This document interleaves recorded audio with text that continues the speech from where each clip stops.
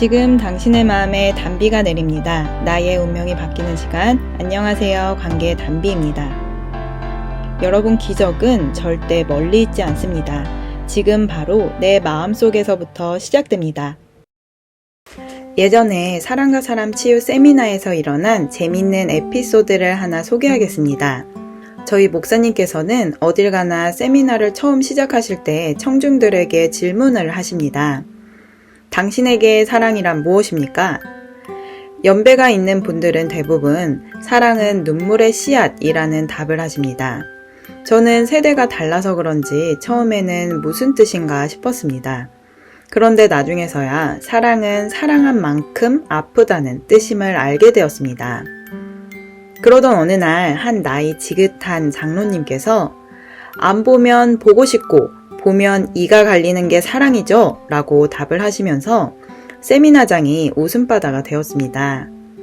인생이 저물어가고 있는 황혼기에 있는 사람들에게도 여전히 사랑은 이가 갈릴 정도로 힘든 것입니다. 그렇다면 지금의 2030 MZ세대들에게 사랑이란 무엇일까요? 저는 M세대로서 사랑을 정의해 본다면 사랑의 시작은 달콤하지만 끝은 쓰디쓴 후회와 상처로 남는 것이라고 생각했습니다. 그래서 사랑을 간절히 원하는 내 마음을 가장 깊숙한 곳에 숨겨두고 사랑을 대체할 수 있을 것만 같은 돈, 명예, 권세, 지식 등을 채우기 위해서 정신없이 살았던 것 같습니다. 그렇다면 90년대 후반에서 2000년대 초반에 태어난 G세대들은 어떨까요? 그들은 연애와 결혼이 주 목적이 아니라 오직 자신의 행복과 만족감에 가장 큰 목적을 두고 살아간다고 합니다. 그래서 자신이 행복하기 위해 연애를 하고 결혼을 하는 것이기 때문에 연애가 나를 행복하게 만들어주지 못한다면 차라리 연애를 하지 않는 쪽을 선택한다는 것입니다. 전형적인 G세대인 제 동생만 보아도 연애에 딱히 관심이 없습니다. 그 대신 마음에 맞는 친구들과 함께 여러 가지 취미 생활을 즐기며 자기 개발도 하고 직장 생활을 하면서 여행 자금을 모으고 있습니다. 제가 그런 동생에게 연애할 생각이 없느냐고 한번 물어보았습니다. 그러자 정말 매력 있는 사람이 나타나기 전까지는 연애할 생각이 없다고 하는 것입니다. 그래서 너의 이상형이 어떤 사람이냐고 물었더니 다방면의 지식이 많아서 같이 대화할 거리가 많았으면 좋겠다고 하는 것입니다.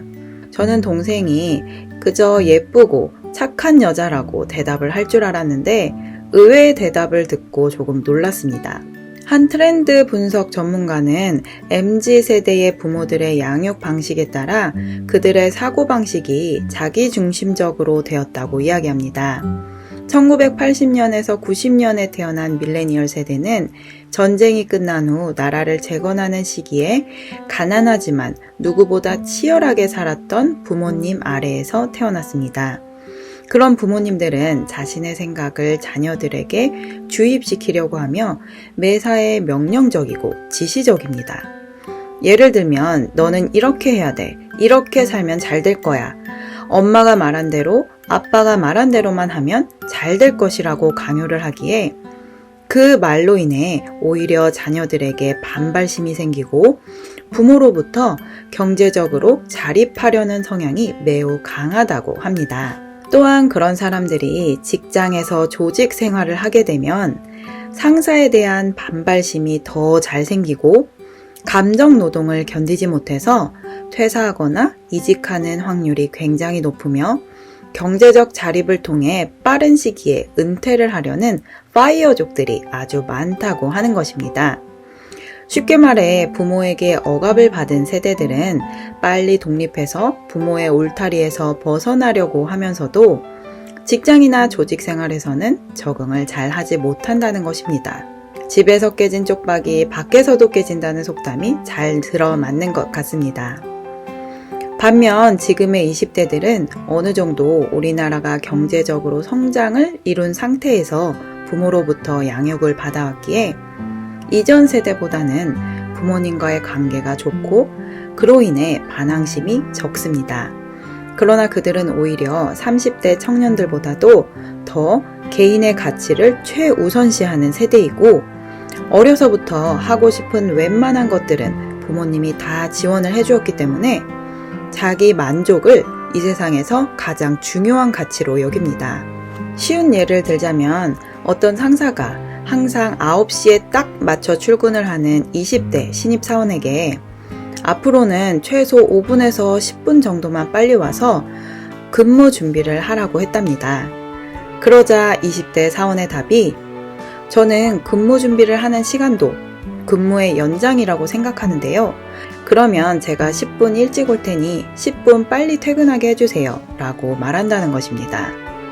저는 밀레니얼 세대로서 어릴 적 저희 아버지께선 미래로 갈수록 여자들에게 많은 기회가 올 것이니 항상 꿈을 크게 가지라는 말씀을 들었고, 저희 어머니께선 시장에서 콩나물을 파는 할머니나 길거리에서 파지를 줍는 분들을 보시면 저에게 꼭 너도 공부 안 하면 저 사람들처럼 살아야 해 하고 말씀하시곤 했습니다.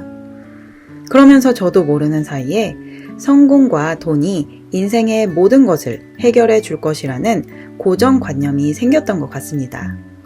또 다른 의견을 덧붙인다면 지금의 20대들이 30대보다는 반항심이 적어 보일지 모르지만 더욱 심각한 문제는 그들이 자신과 다른 의견을 가진 사람, 다른 가치관을 가진 사람들에게는 전혀 무관심한다는 것입니다.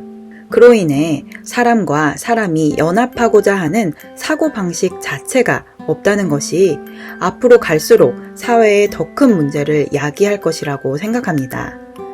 왜냐하면 개인주의 성향이 강해지면 강해질수록 사람들은 자기 자신에 대한 행복과 만족과 즐거움에 빠져 있는 동안 그곳에 낄래야 낄 수 없는 사람들이 극도로 소외될 것이기 때문입니다. 미국에서는 총기 난사 사건이 굉장히 많이 일어납니다. 미국은 법치주의가 굉장히 강한 나라임에도 불구하고 말입니다. 실제로 저도 미국을 여러 번 가봤는데 많은 사람들이 법을 굉장히 잘 지키는 모습들을 보았습니다. 미국의 한 카페에서 차를 마시고 있었을 때였습니다. 한 키 큰 백인 남자가 제가 앉은 테이블 옆을 지나가면서 옷이 스쳐 제 커피잔이 바닥으로 떨어졌습니다. 그런데 그 남자분이 저에게 대뜸 하는 말이 내가 그런 것 아니라고 하는 것입니다. 보통 한국에서는 그런 일이 일어나면 괜찮으세요? 라고 먼저 물어보는데 미국인들은 잘잘못을 따지는 법치주의가 몸에 배어 있다는 생각을 했습니다. 또한 미국은 동네별로 소득과 교육, 치안의 격차가 굉장히 많이 납니다. 한 번은 저희 가족이 미국 뉴욕을 여행하고 있을 때였습니다. 차를 렌트해서 여행을 하였는데 내비게이션의 안내에 따라 다니던 중 어떤 동네에 들어서니 다른 동네와는 조금 다르게 집들이 낡고 도로도 낙후된 모습이었습니다. 그런데 함께 동행했던 현지인이 극도로 긴장을 하면서 이 동네는 너무 위험하니 가능하면 빨리 벗어나야 한다고 말을 하는 것입니다. 그 동네는 소위 말해 가난한 사람들이 많이 사는 동네로서 마약을 하는 사람들도 있고 총기 사건도 많이 나는 곳이라고 하였습니다. 미국은 개인의 가치를 최우선시하는 개인주의 국가라고 할 수 있습니다. 누구에게도 피해주지 않고 누구에게도 피해받고 싶어 하지 않습니다. 그러나 자기 자신이 가장 중요한 나머지 다른 사람을 긍휼히 여기고 도와주려는 마음을 상실해 버렸습니다. 그러다 보니 계속해서 소외되는 사람들이 생기고 소외된 사람들끼리 쫓겨나듯 모여 살게 되고 결국 많은 범죄를 생산하는 지역이 되어버린 것입니다.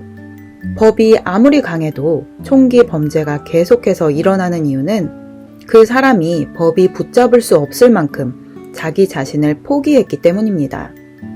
궁지에 몰린 사람은 처음엔 두려워하지만 결국엔 난폭해집니다.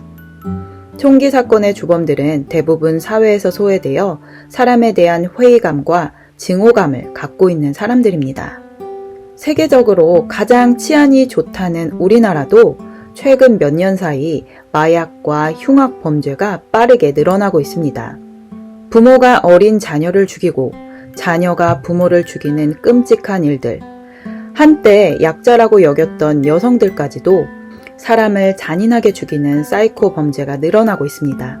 불특정한 사람을 이유 없이 죽인 한 20대 여성은 어릴 때부터 왕따를 당했고 그 누구에게도 관심을 받지 못하고 자라면서 혼자만의 세계에 빠져들어갔다고 합니다.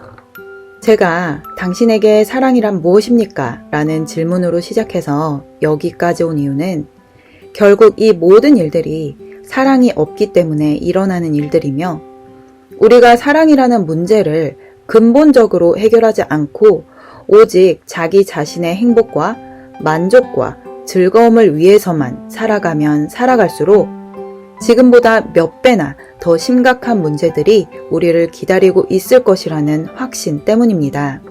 예수님께서 세대가 내려갈수록, 즉 말세가 가까워질수록 사람들 속에 사랑이 식어진다고 말씀하셨습니다. 또한 사도 바울은 말세의 사람들이 하나님의 사랑을 떠나 자기 사랑에 빠짐으로 인해서 받는 고통에 대해 말하며 제자에게 강력히 권고합니다. 디모데후서 3장 1절에서 2절 말씀입니다. 내가 이것을 알라 말세에 고통하는 때가 이르리니 사람들은 자기를 사랑하며 돈을 사랑하며 자긍하며 교만하며 회방하며 부모를 거역하며 감사치 아니하며 거룩하지 아니하며 무정하며 원통함을 풀지 아니하며 참소하며 절제하지 못하며 사나우며 선한 것을 좋아 아니하며 배반하여 팔며 조급하며 자고하며 쾌락을 사랑하기를 하나님 사랑하는 것보다 더하며 경건의 모양은 있으나 경건의 능력은 부인하는 자니 이 같은 자들에게서 내가 돌아서라. 그러나 여러분, 절대 절망의 세상에서 살고 있어도 하나님은 절대 희망을 가지고 계신 분입니다. 말세로 갈수록 사랑이 식어지는 반면 하나님의 사랑은 그 어느 때보다도 풍성해지고 있기 때문입니다. 그래서 누구든지 사랑의 주인이신 하나님께 돌아오려고 하는 사람들에게 하나님께서는 더욱 풍성한 은혜를 베풀어주고 계십니다. 저 또한 어려서부터 왜곡된 사랑을 배우고 경험하면서 사랑이라는 것이 두려웠습니다. 그러면서도 마음 깊은 곳에서는 나도 진정한 사랑을 하고 싶다는 마음을 가지고 있었습니다. 그런데 하나님께서는 저의 영혼 깊은 곳에서 외치는 절규를 들으시고 저를 사랑으로 부르셨습니다. 저희 교회 포스터에 청년이여 일어나라 사랑이 너를 부른다 라는 구절이 있습니다. 이 구절이 만들어진 계기가 있습니다. 저희 목사님의 조카가 사랑하는 연인으로부터 배신을 당하고 마음의 충격과 상처로 인해 목숨을 잃게 된 일이 있었습니다. 그때 저희 목사님께서 장례 예배를 인도하셨습니다. 목사님께서는 너무나 애통한 마음으로 간절히 하나님께 기도를 드리는데 하나님께서 이 시대에 사랑 때문에 고통하고 죽어가는 청년들을 향해 청년이여 일어나라 사랑이 너를 부른다 라는 말씀을 주셨다고 합니다. 저 또한 과거에 마귀가 준 사랑에 속아 공황장애, 불안, 우울증으로 고통하다가 하나님의 사랑으로 구원을 받고 저처럼 사랑 때문에 고통하는 청년들을 살리라는 사명을 받았습니다. 저는 가족들이 모두 불교인 집안에서 자라서 우리 집안에서는 처음으로 예수님을 믿은 첫 열매가 되었습니다. 다른 형제 자매를 놔두시고 왜 저에게 이런 큰 은혜를 주셨을까 생각해 본 적이 있습니다. 저의 결론은 제가 가장 죄악이 컸기 때문이라고 생각되어졌습니다. 하나님 보시기에는 제가 가장 지옥 깊은 곳에서 고통을 받을 죄인이었으나 제가 조금 달랐던 것은 하나님이 누구신지조차 몰랐던 순간 속에서도 저는 늘 진정한 사랑을 하고 싶다고 행복한 가정에서 살고 싶다고 울며 기도했었습니다. 제가 아는 신은 부처밖에 없었기에 부처에게 그런 기도를 했었지만 사랑은 그 어떤 종교로 이룰 수 없는 하나님의 영역이었습니다. 그래서 하나님께서 때가 되었을 때 저를 찾아와 주셨고 저는 단번에 하나님께서 어려서부터 제 소원인 사랑을 이루어주실 분임을 확신하게 되었습니다. 그 후로 사랑의 하나님께 저의 몸과 마음의 병을 모두 치유받고 사랑하는 남편을 만나고 결혼을 하고 5명의 자녀를 두며 제가 그토록 꿈꿨던 행복한 가정을 이루어 살아가고 있습니다. 지금 저는 하나님의 사랑을 받은 곳에서 그치지 않고 제 안에 있는 사랑을 방해하는 어둠을 쫓아내기 위해서 기도하고 있습니다. 여러분, 사랑은 무엇일까요? 하나님이 사랑의 근본이시며 사랑의 주인이십니다. 그 하나님께서 사람에게 사랑을 주신 이유는 상대방의 있는 모습 그대로 허물이 있든 뭐가 있든 간에 그 모습 그대로를 사랑함으로써 사람과 사람이 사랑으로 연합하게 하시기 위함입니다. 사랑으로 연합해야지만이 사랑이 열매 맺고 또 다른 사랑의 씨앗을 심을 수 있게 됩니다. 우리가 하나님의 사랑을 받고 사람을 사랑할 때 우리 자녀들에게 이 사랑이 물려 내려가고 우리 후손들이 사는 세상이 더욱 안전하고 건강하고 아름다워질 것임을 확신합니다. 요한일서 4장 20절 말씀, 누구든지 하나님을 사랑하노라 하고 그 형제를 미워하면 이는 거짓말하는 자니 보는 바 그 형제를 사랑치 아니하는 자가 보지 못하는 바 하나님을 사랑할 수가 없느니라. 우리가 이 계명을 주께 받았나니 하나님을 사랑하는 자는 또한 그 형제를 사랑할지니라. 아멘. 하나님을 사랑한다고 고백하는 크리스천들이 사람을 사랑하지 못하는 모습들로 인해 세상은 하나님을 더욱 멀리 떠나고 있습니다. 그러나 사랑이 식어지는 이 말세에 진정한 사랑을 원하고 찾는 모든 사람들에게 하나님께서 찾아와 주시고 그와 함께 사랑의 원대한 꿈을 이뤄가고 계십니다. 이 사랑의 꿈에 동참하고자 하시는 분들은 영상 끝 연락처로 연락 주시길 바랍니다. 오늘 영상은 여기까지입니다. 끝까지 시청해주신 여러분 감사드립니다. 이 영상이 도움되셨다면 구독, 좋아요, 알림 설정을 부탁드리고 주변 분들에게 공유해 주시면 정말 감사드리겠습니다. 누구나 아름답습니다. 누구나 희망이 있습니다.